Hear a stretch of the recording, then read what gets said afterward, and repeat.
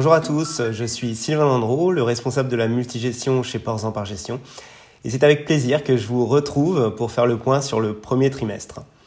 On va s'arrêter une dizaine de minutes sur l'environnement macroéconomique d'abord, le momentum du marché, les performances des profils, les mouvements que nous avons réalisés et enfin les perspectives à venir. Côté environnement macroéconomique, d'abord, on peut identifier 3 zones géographiques qui ont eu des comportements bien différents. Cette différence, elle s'explique notamment par la gestion de la crise sanitaire, la capacité à vacciner et enfin par la politique budgétaire. On peut ainsi voir que les États-Unis enregistrent une nette reprise de l'activité économique. On peut le voir avec les ISM qui sont à plus de 60 en mars. A contrario, l'eurozone, dont certains pays comme la France sont encore en confinement, a plus de mal à redémarrer. Le PMI des services en mars est inférieur à 50, ce qui annonce une nouvelle contraction de l'économie. Enfin, la Chine, qui a très bien résisté en 2020, poursuit sa croissance, mais à un niveau assez logiquement plus normatif. Dans ce contexte, les États-Unis font face à une reprise de l'inflation, qui s'est reflétée sur les marchés des taux.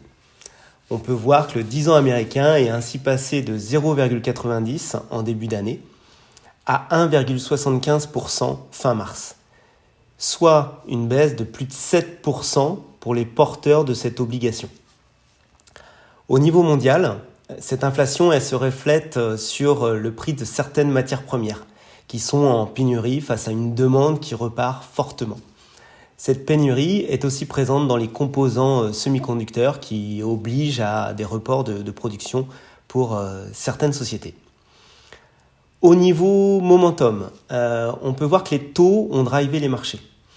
La rotation des actifs a été assez semblable entre les différentes zones géographiques.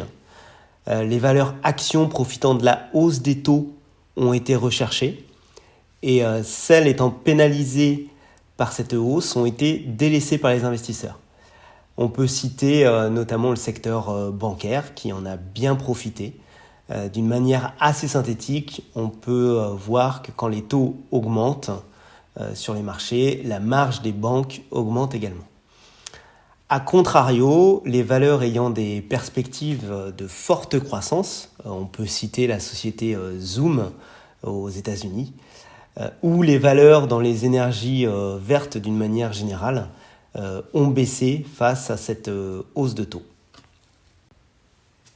En termes maintenant de performance sur ce premier trimestre, net des frais de gestion, le profil dynamique a réalisé une performance de 3,31%, le profil équilibré de 1,78% et le profil modéré de 0,72%.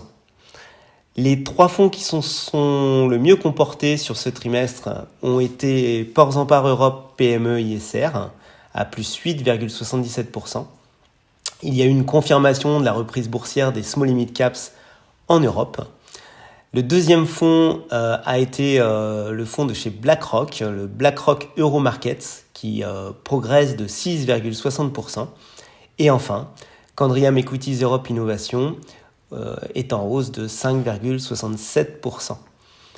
On pourra aussi noter que 2 fonds récemment introduits dans les portefeuilles se sont très bien comportés par rapport à leur indice de référence sur le premier trimestre. C'est le cas de Pictet Global Environmental Opportunities, qui est en hausse de 4,79% depuis le début de l'année, et Helium Sélection, dans la catégorie fonds alternatifs, qui réalise une performance de 4,09%.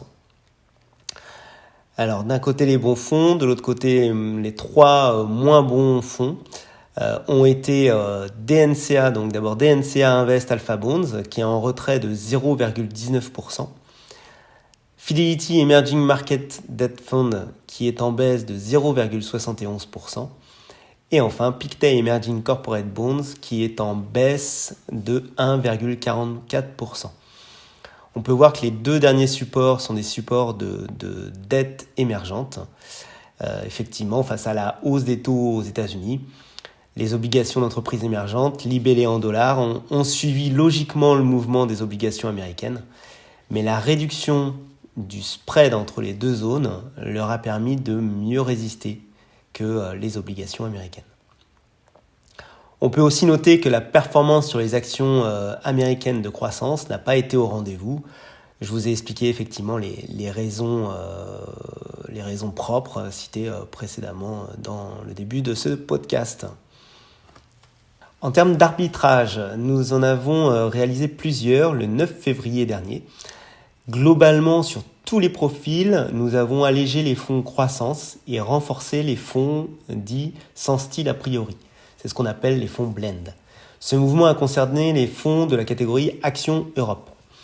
Nous avons également dans le même temps allégé les actions européennes, anticipant un environnement macroéconomique encore compliqué sur cette zone, pour nous repositionner davantage sur les États-Unis grâce à un support convertible monde.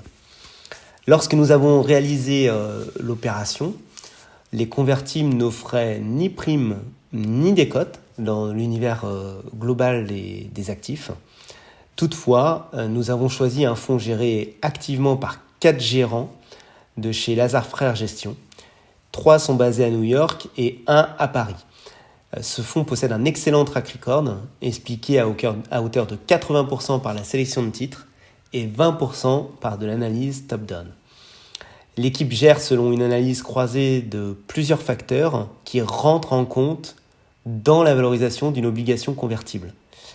Donc ces facteurs, il y a par exemple le spread de crédit, la valorisation du sous-jacent action ou la valorisation de la volatilité implicite.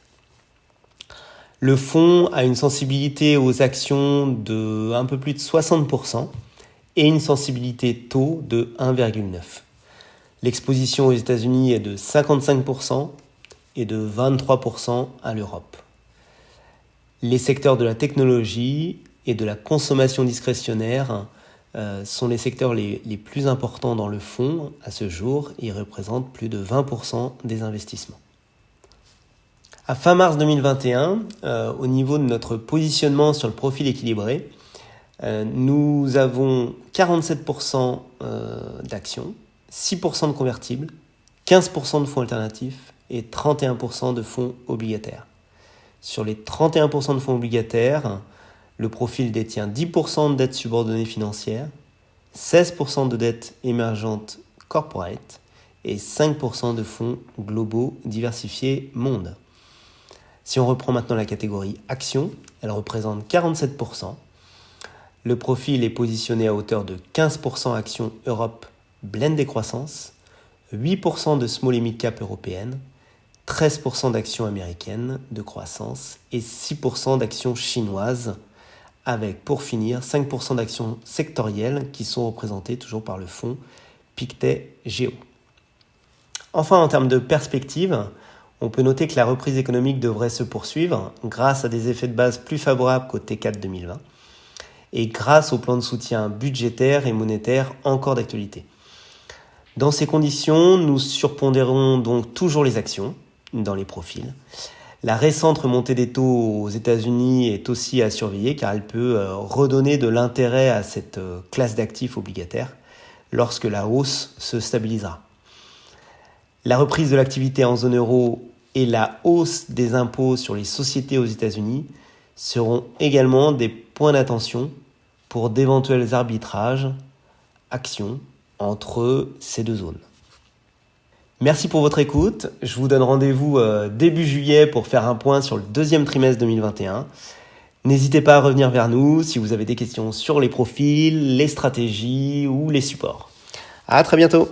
Ce podcast réalisé par Pors en Part Gestion est à destination d'une clientèle professionnelle. Il a été enregistré uniquement à titre d'information et ne constitue donc pas une incitation à investir ni un document contractuel.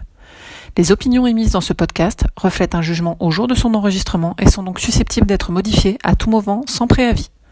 Les données chiffrées utilisées par Pors en Part Gestion proviennent de sources qu'elle estime fiables.